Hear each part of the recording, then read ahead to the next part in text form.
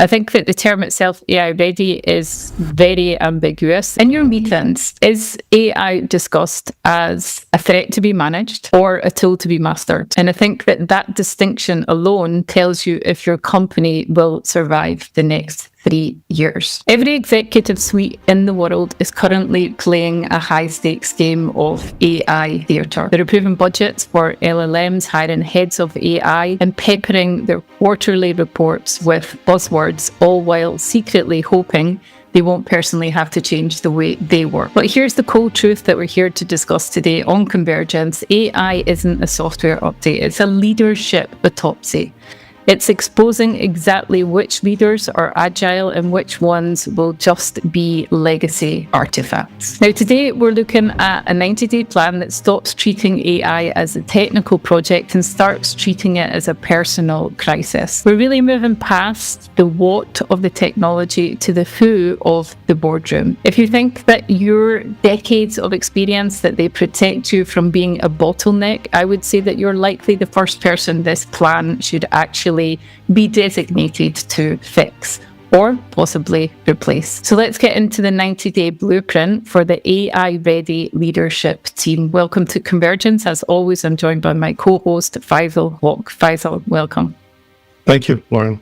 So what we're talking about, Faisel, today is another one of the wonderful plans that you've come up with. We're looking at the 90-day plan today, and this time we're talking about how we can provide our audience with an opportunity to really transform a senior leadership team from maybe one that's not really AI ready into one that is AI ready. I think that the term itself, AI ready, is very ambiguous. There's a lot of connotations that are out there in association with what can be defined as AI ready. And there's a lot of people that are working around what is the concept of being AI ready. Now, I think that this plan per se, the core premise is that I feel you possibly feel as well, that most organizations really fail with AI because their leadership lacks the necessary fluency and mindset rather than just a lack of technology. And you've certainly provided a plan that's been split into 3 different components, I would say, maybe phase 1, phase 2, and phase 3. And we can today get into what has been proposed in this distinct sort of 30-day phases. So maybe just to start with, what is the premise of this plan? Obviously, in the plan, we mapped out, just like we did with other 90-day plans, we now have about 6 of these in different areas because there's a foundational area of any transformation. But when it comes to leadership, you almost have to understand, you almost have to start with the buy into this conceptual view, because leaders, as you said, there's a mindset issue which we'll touch upon it. And then when you talk about fluency, people usually talk about this whole notion of technology fluency, but there's a philosophical fluency that you have to practice. And then the other thing is that AI, to me, is a repeatable management system creation that allows us to do things and be more productive. So our 90-day plan kind of touches upon many aspects of these 3 elements, right? We've been in the middle of this major product overhaul, and I haven't coded in a while. But I dove into this whole vibe coding because of all the vibe code platform is available. Been a quite interesting learning process because if it's my product vision and if it's my vision of how do we interact with the customer, I got to be able to experience and create and see that at least in a prototype manner, right? So that's a different kind of mindset than I'd say, okay, I'm a leader, my team brings the decision to me. The orchestration aspect of it and building the capability yourself and then being able to translate that to your team is far more complicated and far more involved than it ever has been. Because if you don't understand that, then you don't understand the speed, the responsibility, and the possibilities of what's possible and what's not possible. So if we were to classify the segmentation, because you've got the speed, the responsibility, and the possibility, are we talking about that in alignment with the understanding of automation, augmentation, and agency? or what is it that needs to be understood per se in those categorizations? That's how, I mean, I would look at it from that aspect of maybe automation, augmentation, agency, the interaction, and also the understanding between that sort of possibility, speed, and opportunity.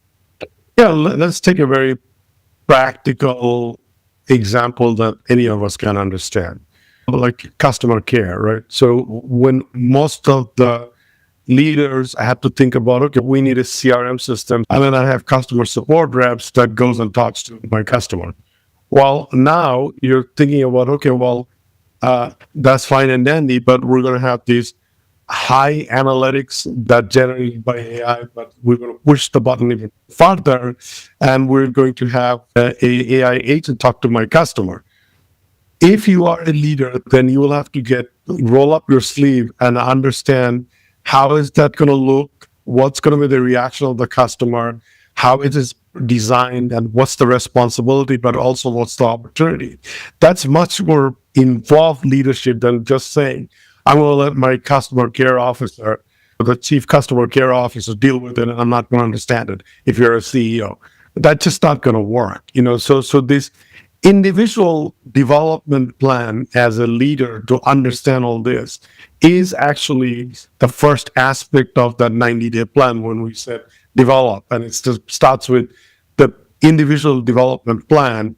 And you have to kind of look at it from, what do I lack? Is it that I don't understand the philosophical proficiencies, that I don't understand technical proficiencies, that I don't understand the customer reaction proficiency, right? So you have to build a plan of development of yourself as a leader around those strengths and weaknesses. So if we were to, I mean, I don't want to go into a hypothetical analysis of where we think leaders might fall into from a technical, sort of philosophical fluency perspective, but you're essentially saying that it's an opportunity at the start for an immediate fluency assessment to happen through this proficiency capability measurement. So we're evaluating senior leaders against a rubric to measure their understanding of AI in those categorizations. What about mindset and decision making? I think that mindset is also, it's the way that I introduced the podcast. Mindset is to me almost a more detrimental, and it's sort of protruding element where you can assess the possibility of failure and success when it comes to leadership in an AI age. How do you identify mindset gaps in mapping how the team currently make decisions to see where AI could cause friction or opportunities? Because again, I think that I've seen it as well in practical application and also assessment and use case and how to restructure an organization through the lens of using AI. There's a lot of leaders that are making decisions to see where AI could cause friction without that internal sort of knowledge of how a business unit works intrinsically. And I think it's that intrinsic nature. Like, how are they separated, and how would you assess the necessity of a leader for mindset change from an AI fluency perspective? Mindset is everything. If I'm a traditional leader and I don't want to touch, learn, understand what's the implication of my workforce, partners, et cetera, we talk about beginner's mind, or we talk about learning mindset. Here, the learning is very multidimensional. We are forced to learn things in a multidimensional way, and we are forced to learn things beyond like just the basic theoretical element of it. You got to get much more hands-on, and that's a major mindset shift for many leaders. Think about all the leadership development courses that has been very popular in the past: negotiation, communication, creativity, et cetera, right? Some of these skill sets actually are now even heightened because of this technology, but some of those leadership development stuff is actually obsolete, because you got to understand how machine thinks if you want to lead the next generation workforce, and the implication of that human machine interaction on your workforce, because there's a psychological and other aspect of that's already happening, where people are fearful that they're going to lose job, they're fearful that they're going to lose their identity, right? So if you don't have a firm grasp on all those stuff about yourself as an individual, it's hard to lead your workforce and take them to the next level when you're not practicing or understanding. So all of these elements kind of makes up leadership mindset. And then obviously what's ethical, what's not ethical, who are we doing this for? I think that there's also the immediate and obvious question around that of what you should place first. Is it the importance of the technological development that will enable you to make money, save money, everything that executive teams are driven by still? Or is it the philosophical aspect of how will this actually disrupt positively or negatively the workforce that I have employed in the organization? Anyways, I think that we've got loads of other episodes that talk about the philosophical impact of AI in the organization. Yeah. I honestly think that it starts with having a firm understanding of the possibility of the technology. Because if you don't have that, how do you know what's possible?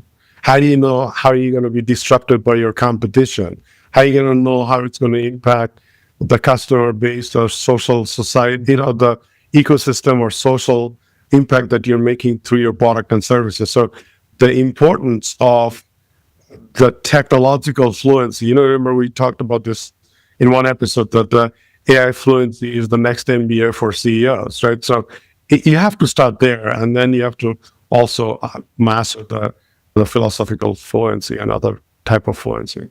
So this is quite interesting because I think that goes to, and it depends on the organization that you're working on. Yeah. Or if you're in tech, I think it's a little bit different because there's this expectation and also this natural progression. It's almost like an organic development that you're impacted, influenced by the tools that, certainly I am.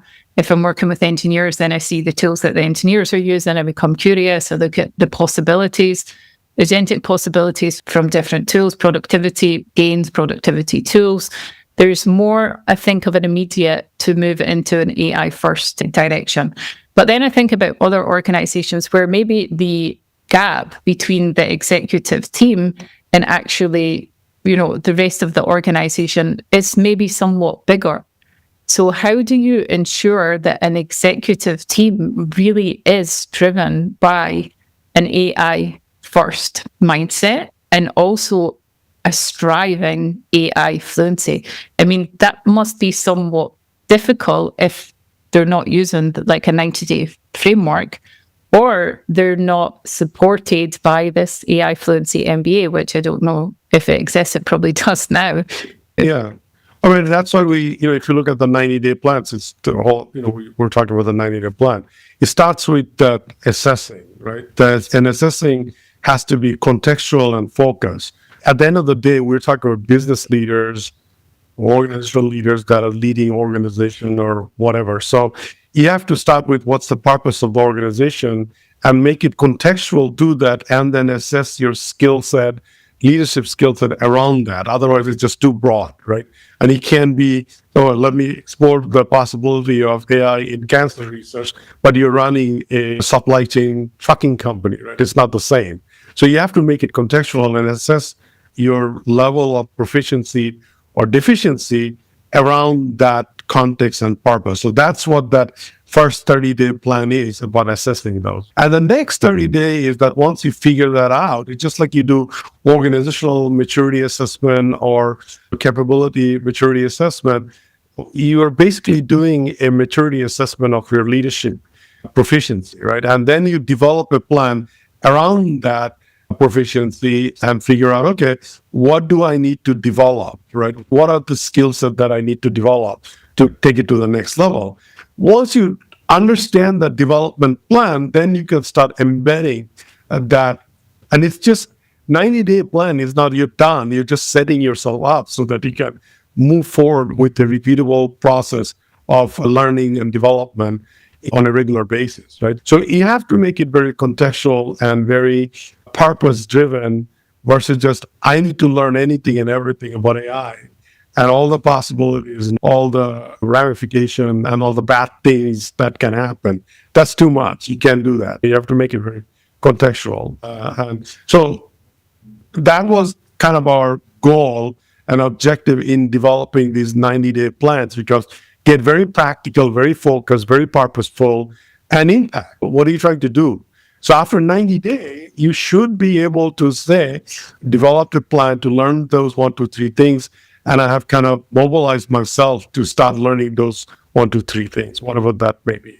100%. I think that what I was touching upon is obviously this outsourced curiosity. It's that every insight in the room, comes filtered through a chief AI officer, a McKinsey desk, or a board member, where the CEO doesn't have this no unmediated relationship with the technology, that there's this, that they can't have this outsourced curiosity that is spread and distributed across a third-party layer. It has to be contained within their own curiosity and interest directed in the organization. 100%. Look, it's like saying, there is an individual responsibility as a leader before you can bestow the organizational leadership upon you.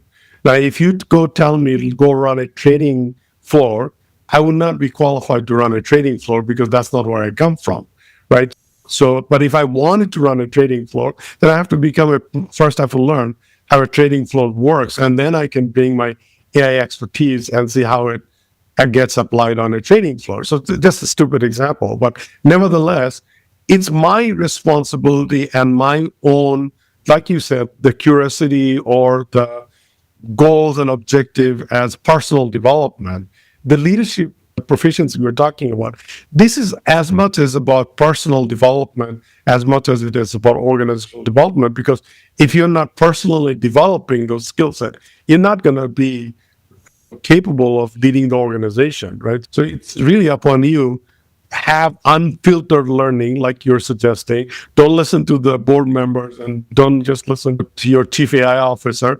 Go do it yourself and see what it looks like. At least some of it. Don't have to become an expert, but you have to have that experiential learning. We talk about a lot in one of the books that I wrote called Lift, and we ad nauseum discussed the benefit of experiential learning versus, just learning for learning's sake.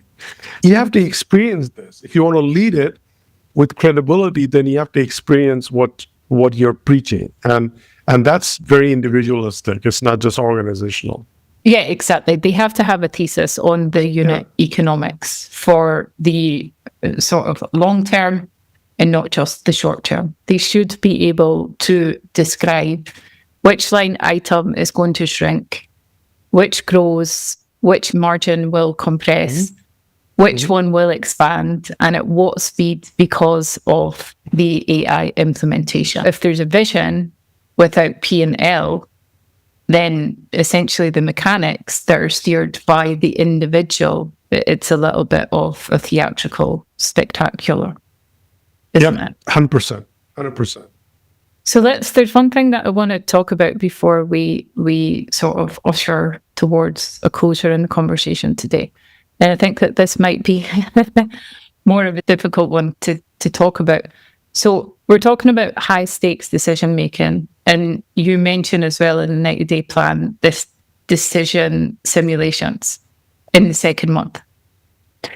Yeah. Can you again put an example of an AI-related dilemma that would force a leadership team to confront their own biases about machine-led versus human-led decisions? Absolutely. And it's very human, right? You and I actually talked about this in our past episode. Like, for example, the insurance claim completely automated, and the agent is deciding what to approve and what to disapprove. An agent is going through a bunch of resumes and deciding based on keyword or whatever. The simulation is such that decision comes, but you are now forced to make those difficult decisions, not just outsources to the machine. Because if you do that, then you kind of miss the point. And this is the balance of where to use AI and where not to use AI. It's okay to funnel and siphon, but the ultimate decision should be yours, right? And it's the synthesization versus the actual pulling the triggers makes an effective leader or not. And it makes it much more human-centric. And if we get away from that human-centric decision-making then we're going to have a whole slew of problems, whether with insurance or whether that's hiring or whether that's who gets promotion and who doesn't get promotion, who gets the time off and who doesn't get time off. These are very subjective. It's not all objective, right? Because it's situational, and the situational is very human. And I don't think we should ever give up that. No, I agree. And I don't know if it's a good thing or a bad thing that we actually keep with each other on the show. I don't know if people are looking for a little bit of controversy, but we all certainly align on the aspect of the human must remain central to the development and the implementation. So what I do see is it goes back to what I was saying: automation, augmentation, and agency. And the leader, be it a CEO, an executive, or maybe -1, they have to be able to understand the implications and the framework that they're motioning in around these 3 elements of AI. With that, they should have a framework that will give them a credible approach to understand their own AI fluency, and also the opportunity to develop a strategy and implementation that can be assessed by the individuals in the organization as well. Day 91, what does that look like? So day 91, does the leadership role change forever, or is it just a one-time adjustment to a new tool, to a new way of thinking, to a new way of working, and to follow in technological development? Lauren, I actually put myself on that 90-day plan because I'm about to launch a whole slew of new product and services. And, 90 days is basically building the foundation. It's not even building the house. So if you look at from that perspective, 91, after 91 days, you can say, as a simple example, I really need to learn how to build a AI first product, or I need to learn about what ethical behavior in the new world means, whatever that case may be. So it's like saying, okay, I got the foundation. Should I build my bathroom first, or should I build my living room first? So that's what the day 91 will give you, that navigation that says, okay, I should really build the bedroom because I need to first sleep, and then I can build other things. The whole point of this is that it's an individual development plan, especially this particular 90-day plan, because it's leadership, and leadership is, at the end of the day, is a very individualistic practice that turns into an organizational practice, right? So day 91, you will know where to start building. Yeah, that's great. Yeah, it's a great phrase. It's an individualistic practice that turns into an organizational. Okay, so I'd say that as we wrap up today's conversation, I want everyone to remember this, that the 90-day clock is already ticking. So whether you've officially started your plan or you've not, the divide really between the leaders who will thrive and those who will become footnotes, it's defined by who has the humility to learn and the courage to dismantle their own legacy mindsets. It reminds me of the Brené Brown book, Lead with Courage. It's certainly an element that is important in the 90-day clock and the plan. Because I think that, Faisel, AI won't replace leadership, but leaders who use AI will inevitably replace those who don't. I would say that as each of you heads back to your desk or to your boardroom, you need to ask yourself, are you building a bridge to the future, or are you yourself the bottleneck that is holding it back? The next 90 days, I'm sure that they'll give you an answer. And in this respect, I want you to take an opportunity to reflect, and thank you for listening. And we'll see you in the next episode. That's good. Thank you. Thank you.